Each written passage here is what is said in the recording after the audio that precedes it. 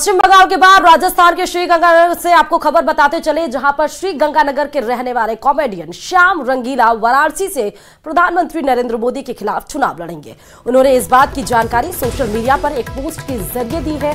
श्याम रंगीला का कहना है कि वाराणसी पहुंचकर फॉर्म भरने की प्रक्रिया और चुनाव लड़ने की रणनीति फाइनल करूंगा। आजकल के समय की राजनीति कॉमेडी की तरह चल रही है, इसलिए मैंने चुनाव लड़ने का फैसला किया। मूलतः अनूपगढ़ जिले के राय सिंह नगर के रहने वाले मिमिक्री आर्टिस्ट श्याम रंगीला प्रधानमंत्री नरेंद्र मोदी और राहुल गांधी की मिमिक्री कर लोगों को गुदगुदाते रहे हैं। प्यारे देशवासियों, नमस्कार। मैं श्याम रंगीला कॉमेडियन हूं और आज आपसे मन की बात करने आया हूं। आप सबके मन में सवाल है कि जो हम न्यूज़ में सुन रहे हैं, क्या श्याम रंगीला ये सत्य बोल रहा है? कहीं मजाक तो नहीं है? कॉमेडियन है तो मजाक कर रहा होगा।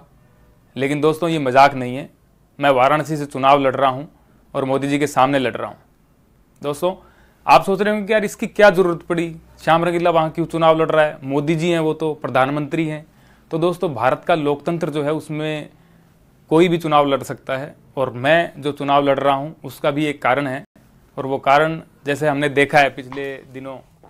और उत्तराखंड में 4 धाम यात्रा को लेकर बड़ी खबर यह है कि उत्तराखंड सरकार यात्रा के पहले 15 दिन में वीवीआईपी दर्शन नहीं चाहती है और इसके लिए सभी राज्यों के मुख्य सचिवों को लेटर लिखा गया है।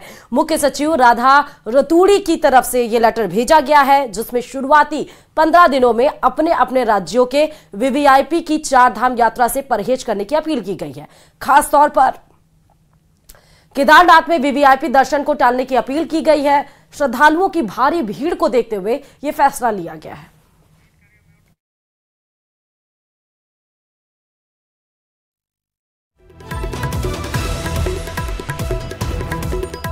चलिए खबरों में आगे बढ़ते बताते चले कि 10 मई को बाबा केदारनाथ धाम के कपाट खुलने जा रहे हैं, जिसके लिए 30 जून तक हेली टिकट बुक हो चुके हैं। लेकिन केदारनाथ हेलीकॉप्टर बुकिंग को लेकर फर्जी वेबसाइट, फेसबुक, इंस्टाग्राम के जरिए ठगी कर रहे हैं। देखिए रिपोर्ट।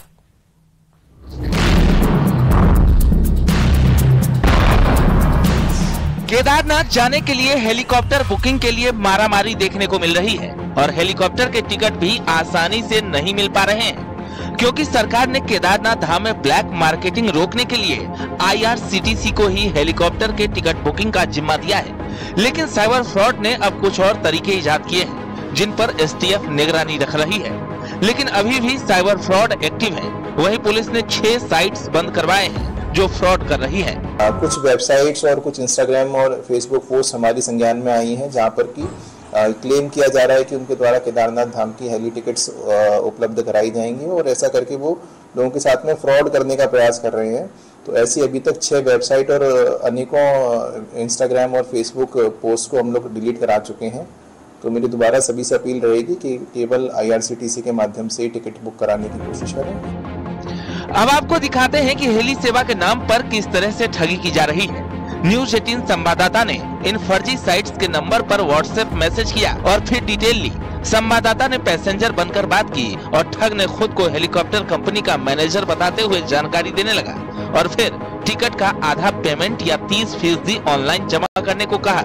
बॉस, मैं एक्चुअली मुझे ना टिकट बुकिंग करनी थी। मैं बेंगलोर से हूँ, तो बेंगलोर से मुझे केदारनाथ की टिकट बुकिंग करनी थी। मुझे आपका अभी इंस्टाग्राम पे आपका ये मिला है। जी सर, मिल जाएगी। वैसे कब की डेट चाहिए आपकी? सर मेरे को जो रजिस्ट्रेशन जो मिला है वो 2 जून का मिला है। कितने परसेंट आप लोग? हम 5% है सर। आपको कहाँ से? फाटा, गुप्ता से? सर कहीं से भी मिल जाए सर। सर देखिए, आपका गुप्ता का अवेलेबल है। अगर 2 जून को आप लेते हो, 2 जून की है ना आपकी? 2 जून। वहीं जब न्यूज़ 18 संवाददाता ने ठग से कहा कि ऑनलाइन पेमेंट में कई बार फ्रॉड हो रहा है, इसलिए वो अपने भाई को आपके दफ्तर भेजकर ऑफलाइन पेमेंट कर देता हूँ, तो ठग ने अपने फर्जी डॉक्यूमेंट और रुद्रप्रयाग में फर्जी दफ्तर का पता भेज दिया। मैं चाह रहा था ना, क्योंकि मेरे भाई साहब भी उधर ही जा रखे हैं, तो मैं उनको भेज देता हूँ। वो आपको ऑनलाइन, क्योंकि ऑनलाइन में कई बार वो दिक्कत भी आ रही है ना, फ्रॉड वाला काम हो रहा है। तो हम ये चाह रहे थे हम ऑफलाइन ही वहाँ पे आके पेमेंट दे देते हैं। आपकी बात मैं समझ रहा हूँ सर। इसकी सिक्योरिटी के लिए देखिए, मैंने आपको हमारी खुद की हिमालयन एयर की गवर्नमेंट की ऑथराइज जो कंपनी है गवर्नमेंट के थ्रू, रजिस्ट्रेशन मैंने आपको भेज, चेक कर लो सर। तो मैं आपको आईडी प्रूफ से आपको अपना आधार कार्ड भेज देता हूँ, ऐसी कोई बात नहीं। मेरा नाम प्रवीण कुमार हुआ, मैं आपको भेज देता हूँ सर। तो पर सिक्योरिटी होनी चाहिए। साइबर ठग से बचने के लिए आप सिर्फ रेलवे की IRCT से हेली टिकट बुक करें, वरना आप भी इन फर्जी साइट्स के झांसे में आकर ठगी का शिकार हो सकते हैं। न्यूज 18 के लिए देहरादून से सत्येंद्र बरतवाल की रिपोर्ट।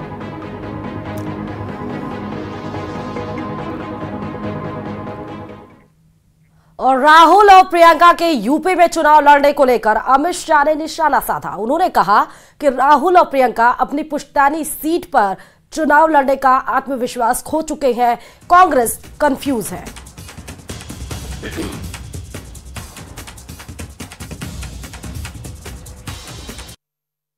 राहुल गांधी और प्रियंका गांधी जी का कभी हाँ कभी ना, कभी लड़ रहे हैं कभी नहीं लड़ रहे हैं, अभी कुछ सुनने में आ रहा है कि शायद अब नहीं लड़ रहे हैं। इसको कैसे देखते हैं आप? देखिए, ये लोग आत्मविश्वास गवा बैठे, अपनी पुश्तैनी सीट से भी लड़ने का आत्मविश्वास नहीं है। अगर नहीं लड़ना था तो इतने समय तक सीट क्यों पेंडिंग रखी? किसी कार्यकर्ता को दे देते तो कम से कम वो जनसंपर्क तो कर सकता था। ये कंफ्यूजन जो है कहीं न कहीं लैक ऑफ सेल्फ कॉन्फिडेंस को दिखाता है।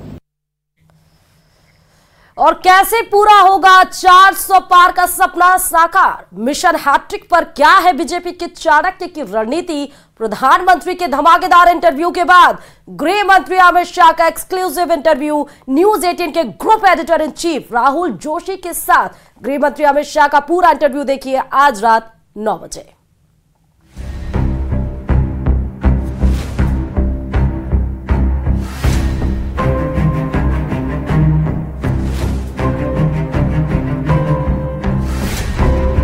चार 400 पार का आपका नारा है, तो क्या गाड़ी पटरी पे है? आप परिणाम के दिन देख लेना, 12:30 बजे के पहले एनडीए 400 पार कर जाएगी। या तो राहुल गांधी ने स्पष्ट करना चाहिए, जीतते हैं तो नए कपड़े पहनकर शपथ ले लेते हैं, हारते हैं तो ईवीएम पर ठीकरा फोड़ते हैं। वन नेशन वन इलेक्शन हमारा संकल्प पत्र का मुद्दा है, उसको जमीन पर उतारने का पूरा प्रयास करेंगे। हमारी लोकतांत्रिक पद्धति और हमारा चुनाव दुनिया में सबसे ज्यादा ट्रांसपेरेंट है, सबसे ज्यादा विश्वसनीय है।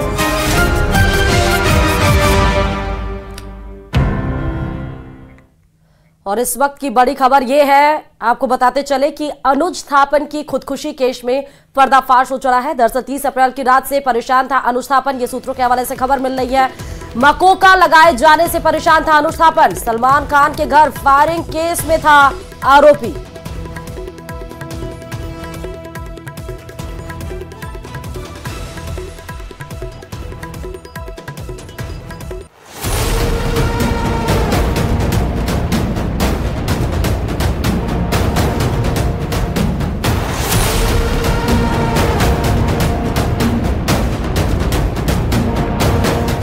सलमान खान के घर गैलेक्सी अपार्टमेंट पर हुई फायरिंग का मामला लगातार चर्चा में बना हुआ है। पुलिस मामले की जांच में जुटी हुई है। इस बीच इस केस में एक नया मोड़ सामने आया। दरअसल शूटर्स को बंदूक सप्लाई करने वाले एक आरोपी ने क्राइम ब्रांच की कस्टडी में फांसी लगाकर अपनी जान दे दी है। आरोपी का नाम अनुज थापन था और वो पिछले कुछ दिनों से पुलिस कस्टडी में था, जहां उसने बाथरूम में फांसी लगा ली। खुदकुशी की कोशिश करने की जानकारी मिलते ही पुलिस प्रशासन एक्शन में आ गया और आरोपी अनुज को लेकर अस्पताल भागा। लेकिन इस बीच अनुज थापन ने दम तोड़ दिया, जिसके बाद आरोपी की कस्टडी में खुदकुशी का मामला तूल पकड़ता जा रहा है। जहां एक तरफ परिवार ने बेटे की मौत के पीछे साजिश का आरोप लगाया, वहीं आरोपी के वकील ने भी अनुज थापन की मौत पर सवाल खड़े किए हैं। शिवसेना ने भी आरोपी की पुलिस कस्टडी में हुई मौत पर सवाल उठाए और पुलिस प्रशासन की कार्रवाई को गलत ठहराया। शिवसेना ने आरोप लगाया कि मुंबई पुलिस ने आरोपियों से जबरदस्ती पूछताछ करने की कोशिश की, जिसकी वजह से ये मौत हुई है। आरोपी को भी मुंबई पुलिस या पूरा प्रशासन